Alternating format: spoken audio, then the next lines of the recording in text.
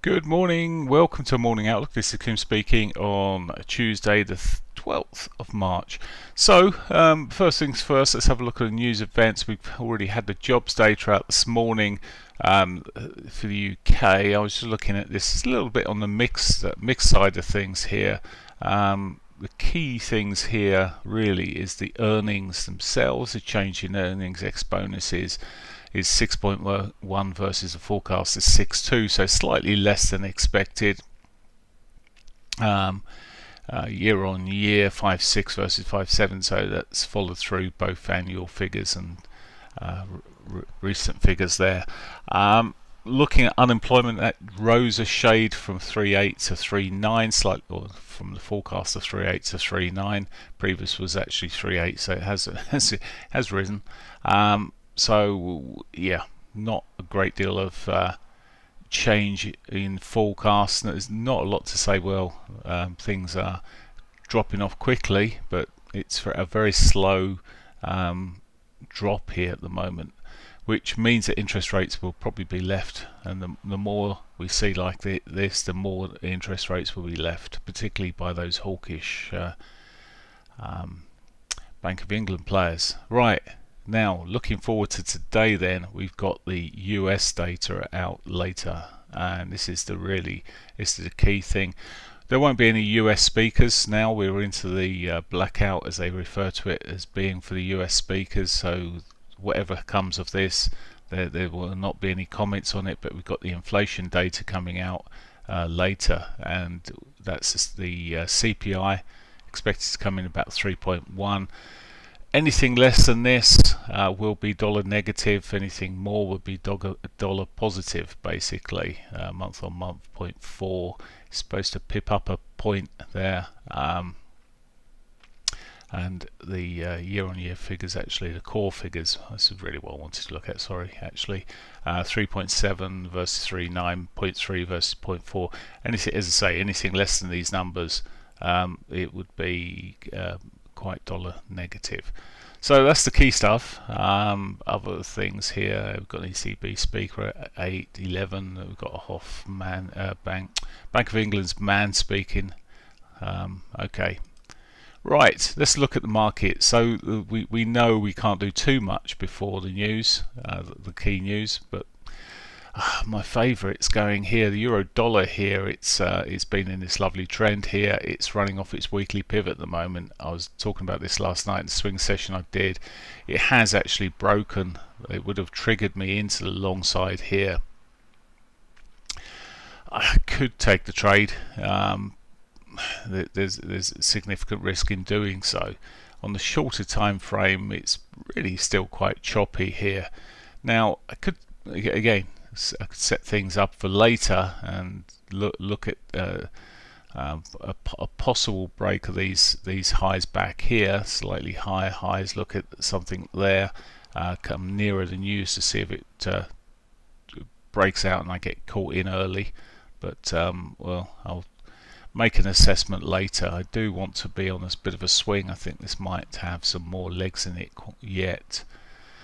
This line, by the way, just shows last time inflation came out, it was better than expected, and we saw quite a sell-off on the euro. So we could see a reasonable move there. It's just to show you the sort of day it was, and that was most of that happened in a very short time just after the news. So euro, it's got some possibility to the upside there. The pound, a little bit disappointing at the moment, only in the fact that it's breaking a really nice pattern. Again, it's been pushing up pretty decently. It's taken out the prior highs. It has run into its monthly R2, which might stall it completely. We'll see. But it was in this, and it's still a target for me, that R2, back into the R2. But it was into this lovely support area of its weekly pivot here. If there hadn't been news coming out, or significant news I should say, coming out, I would be buying on the break of these highs here. Simple as that. For a swing back to the upside there, maybe a 2 or 3 day swing.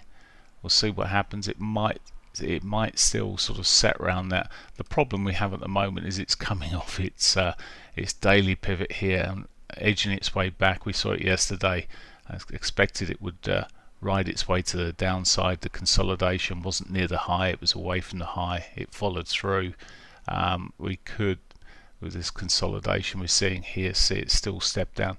Be nice if it doesn't and it eventually breaks and goes, but again, there is the potential of buy stops or whatever else later around the news. Of course they're very risky, but you get in nicely, all good. The yen apparently is moved slightly, or softened slightly.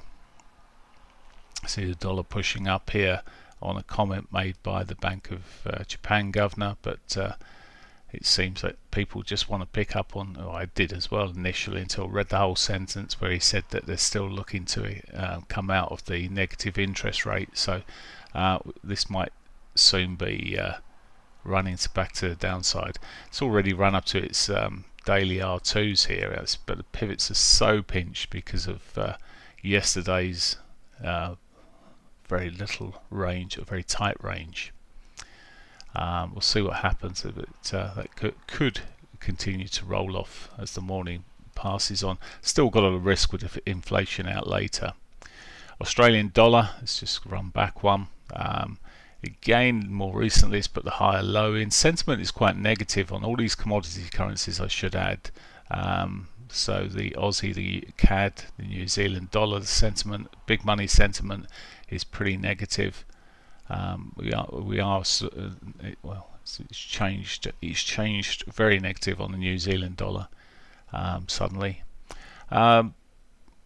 You've got this, what would be expected to continue here, this flag that's been in there. It's sort of broken, it's slowed up though, and we've got news coming out, and you see what it's done on the hourly. It's quite ugly, and again it's sort of consolidating mostly away from its prior high.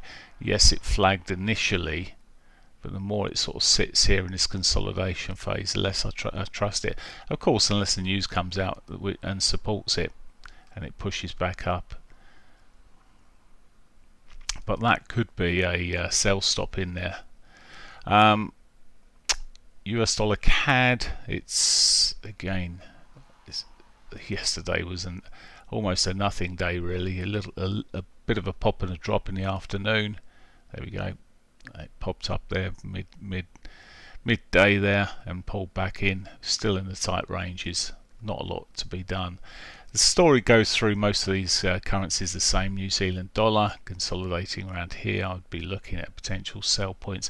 Watch out, this is a quarterly pivot here and might just provide some support. However, I do like this pattern where it's double topped effectively into the yearly pivot, and if it did start breaking down, well, we've got the lows and maybe something more than that to happen if it gets any momentum. Okay, going to leave it there for now. I will just have a look at gold, and let's have a quick look at gold. Gold consolidating here at this stage now. Yesterday inside bar, no surprises with the, as they say, just really waiting for inflation to come out. Never seen it flatline quite so much as this since last month. Always waiting for the information to come out.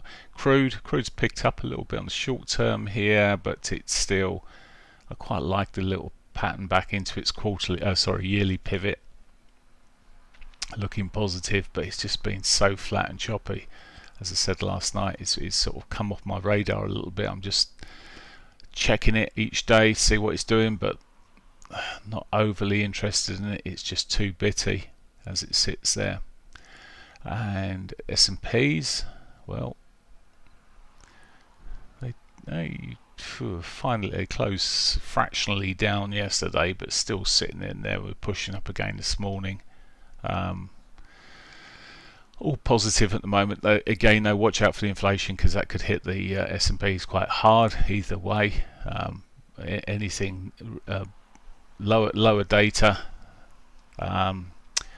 takes the pressure off, keeping interest rates higher for longer, and we would see the S&Ps make new highs, no doubt. Same with Nasdaq and the Dow there. DAX, The DAX trying, possibly going to go make new yearly highs in a short while, but it's still hanging up there as well. The FTSE, it's started to get a bit of a kicker on. Look, it's breaking out a little bit.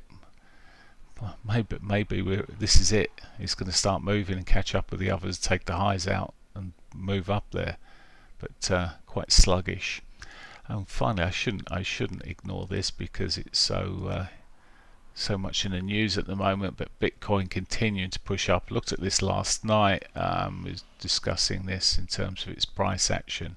So 60-minute, I was looking at the 60-minute price action, and the way it's just sort of, it's me too, it's hanging in there. The price is, I think we could see potentially more of a push up there.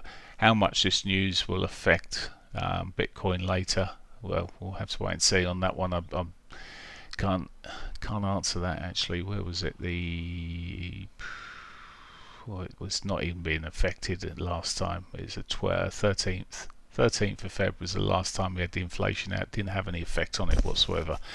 So here we go, guys. We'll see what happens here, but it is continuing to push up. With all the chitter chatter on it and the greed sort of thing, and the fear of losing out or missing out on something here, we're still seeing it push up. One thing I didn't put, it was any volumes in there, but it might be worth, whoops, wrong one. Might be worth looking at the what the volumes are looking like at the moment, but I would expect that's increasing. Where's the volume then? There's no volume. Okay, ignore that then. Right, on that note, I wish you a great day's trading, and I'll catch you later.